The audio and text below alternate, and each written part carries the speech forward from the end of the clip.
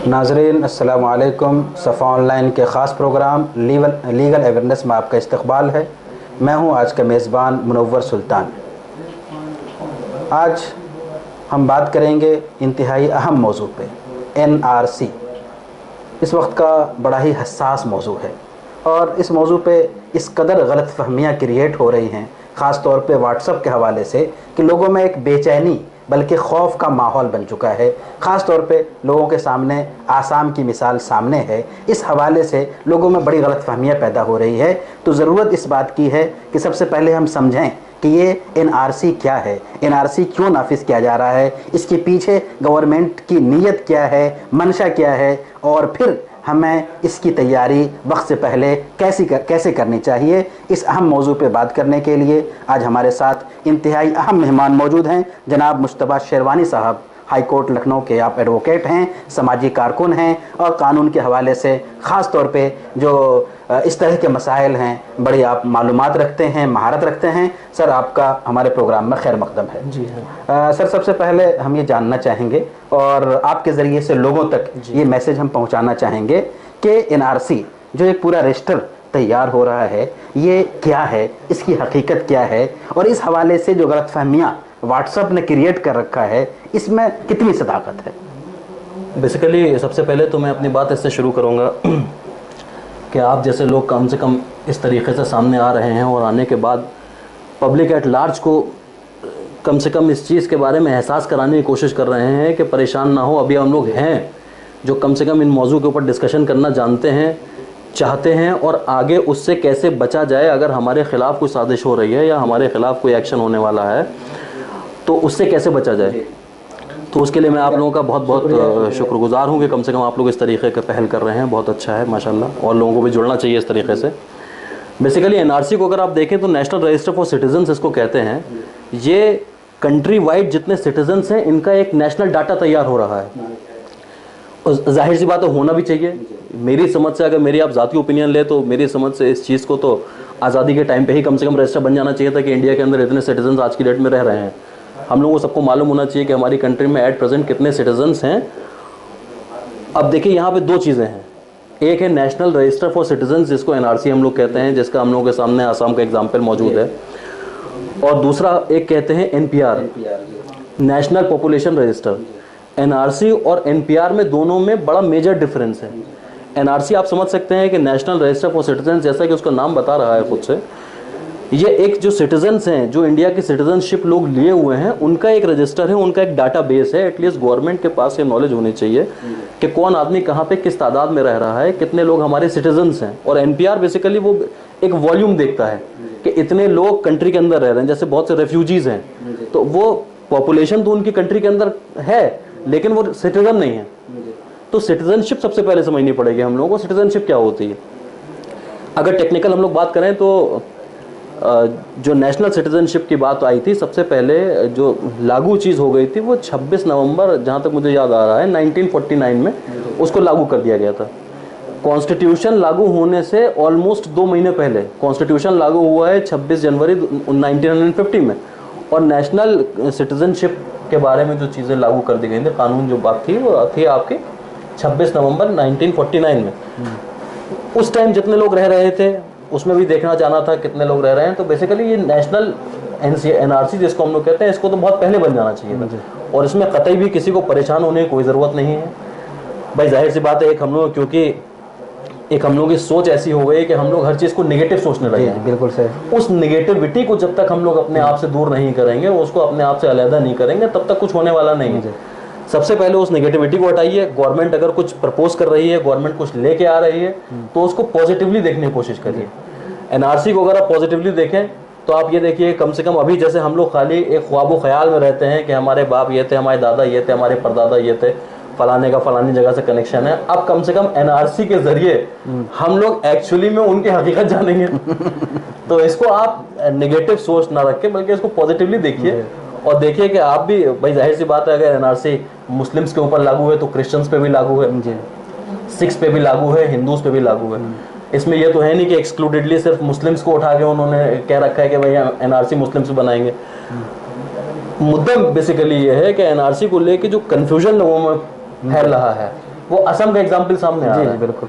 असम की अगर आप ज्योग्राफिकल कंडीशंस देखें तो वो एक बिल्कुल डिफरेंट है रेस्ट ऑफ द कंट्री से। अगर हम लोग देखें तो असम में क्या है कि बांग्लादेशी बहुत ज्यादा इन्फिल्ट्रेशन चलते रहते हैं मुस्तकिल, बाहर से इमिग्रेंट्स लोग घुस आते हैं, बॉर्डर लाइन ऐसा कंट्री के साथ है, जिसमें आपने देखा 2014 में लैंड स्वैपिंग भी कुछ बांग्लादेश से इंडियन गवर्नमेंट ने की थी।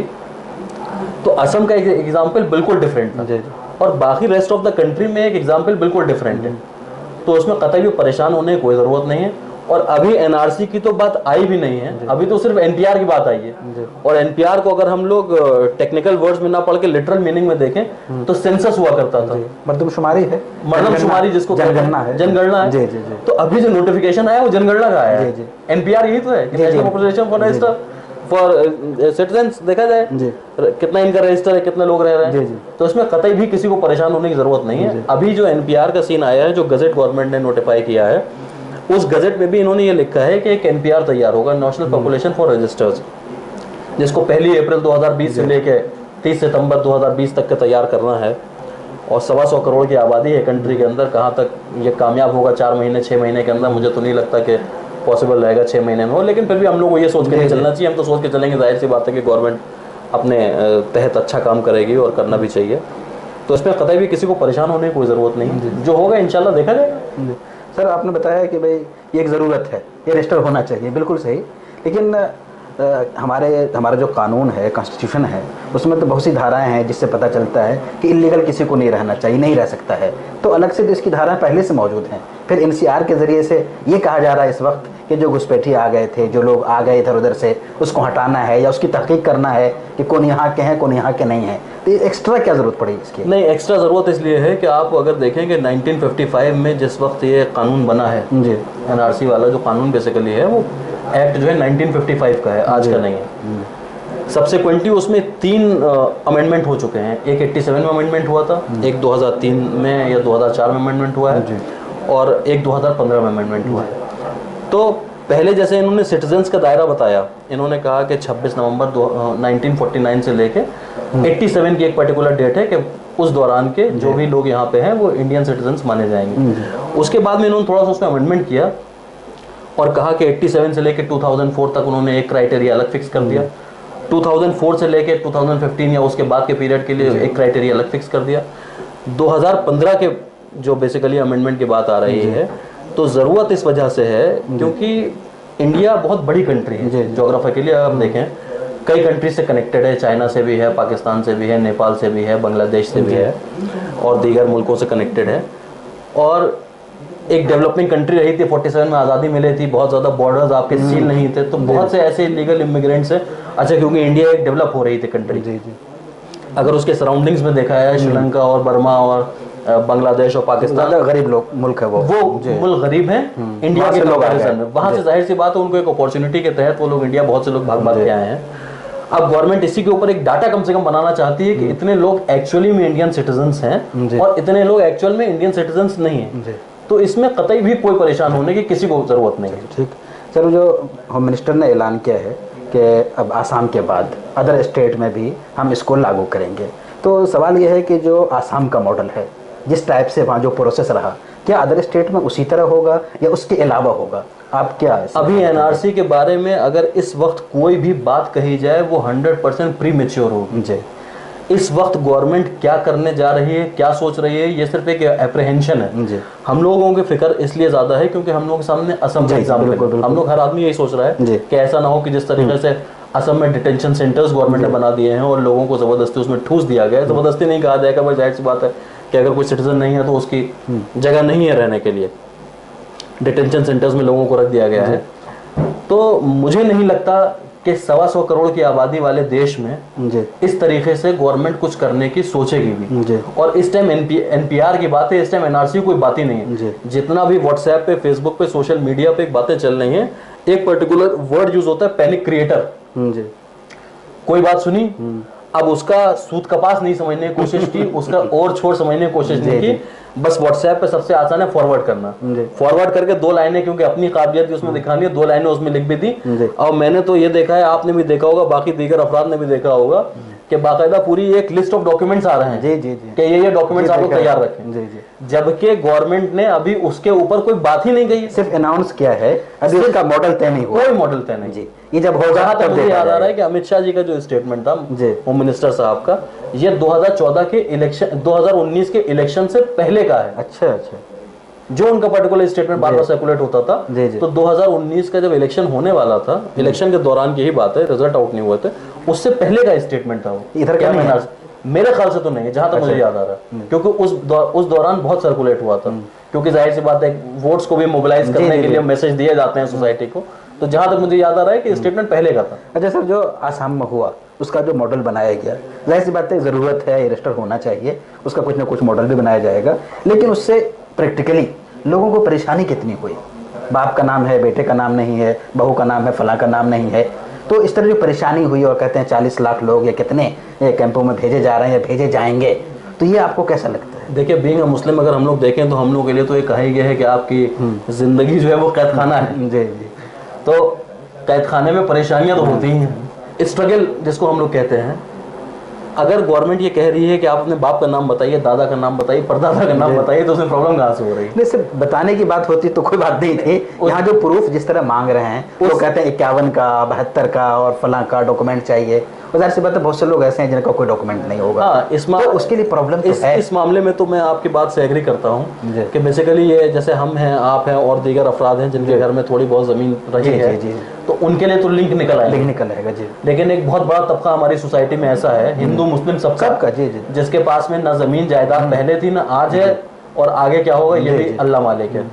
तो उसके लिए एक ये प्रॉब्लम आएगी, लेकिन फिर मैं यही बात कहूँगा कि अभी कुछ भी कहना प्री मैच्योर है, क्योंकि अभी गवर्नमेंट ने कोई क्राइटेरिया फिक्स ही नहीं किया है। आखिरी सवाल सर, ये बात कही जा रही है कि ये जो NCR है, NRC है सॉरी, इसको एक पॉलिटिकल टूल के तौर पे इस्तेमाल किया जा रहा है, लोगों को मोबिलाइज करने के लिए, वोट बैंक के तौर पे, आप इससे कितना इत्तेफाक करते हैं? देखिए, कुछ मुद्दे ऐसे हैं जिसको मुस्लिम्स ने खुद अपने ऊपर ठप्पे मार लिए हैं। जैसे अक्सर बात आती थी 3 तलाक की। 3 तलाक हम लोगों के सामने पूरा एग्जाम्पल 3-4-5 साल का सामने है, किस किस तरीके से क्या क्या चीज़ें हुई, जो स्टार्टिंग हुई थी 1984 शाबानो केस से। जी जी, एक मसल है कि सांड को लाल कपड़ा दिखाना, सांड की चिड़ है भाई, लाल कपड़ा हमने दिखाया और सांड जो है आपको मारने को दौड़ा। कुछ मुद्दों के ऊपर हम लोगों ने अपने आप को सांड बना लिया है। किसी मुस्लिम को छेड़ना हो, आप धीरे से कहते हैं 3 तलाक पे आपका क्या सोच है, अब वो लड़ने मरने को, अरे तुम्हारी ऐसी तैसी। एक और टॉपिक है, वो है यूनिफॉर्म सिविल कोड। जी हाँ, अक्सर लोग कहते हैं यूनिफॉर्म सिविल कोड लाएंगे, आप भाई लोग उठ के खड़े हो जाते हैं, अरे यूनिफॉर्म सिविल कोड। अरे पहले अगर गवर्नमेंट कह रही है यूनिफॉर्म सिविल कोड लाएंगे, तो आपका फर्ज ये है, आप गवर्नमेंट से कहिए ठीक है, आप ड्राफ्ट तो लेके आइए, लाइए पहले, आप ड्राफ्ट लेके आइए, अगर हमारे मुखालिफ कोई बात हुई तब हम उस पर रिजल्टमेंट करेंगे। जी, जी। लेकिन हम लोगों ने इसकी चिड़ बना ली है। जज्बाती कौम है, जज्बाती कौम है, जज्बाती से ज्यादा अपनी खुद ब खुद चिड़ बनवा लेते हैं। जैसे कौवा कान ले गया NRC एग्जैक्टली इस टाइम बिल्कुल आपके सामने कौवा कान ले गई वाला पूरा मुद्दा है। अभी सिर्फ गवर्नमेंट ने NPR की बात की है, और NRC और NRC के साथ पूरे लिस्ट ऑफ डॉक्यूमेंट्स व्हाट्सएप पे सर्कुलेट हो रहे हैं कि ये डॉक्यूमेंट रखिएगा वरना आप कंटित बात निकाल दीजिए। जी जी जी, तो इस तरीके की अफवाहें जोड़ रही हैं, इन पे ध्यान देने की कतई जरूरत नहीं है। ठीक ठीक, बहुत शुक्रिया, जज़ाकल्लाह। नाजरीन, आप देख रहे थे हमारा ख़ास प्रोग्राम लीगल अवेयरनेस, और आज हमने बात की NRC के बारे में कि इसकी हकीकत क्या है, और इसके बारे में जो अफवाहें हैं वो बिल्कुल बेहकीकत है, उसके पीछे बिल्कुल नहीं पड़ना चाहिए। इस तरह के सारी बातें कुछ ख़ास मकासद के लिए क्रिएट की जा रही होंगी, इसका हकीकत से कोई ताल्लुक़ नहीं है। और जहाँ तक इससे मुतल्लिक दूसरा टॉपिक है मर्दमशुमारी का, तो आप हमारे नेक्स्ट प्रोग्राम में देख सकते हैं कि उसके बारे में हमें क्या करना चाहिए और कैसे बेदार होना चाहिए। बहुत बहुत शुक्रिया, जज़ाकल्लाह।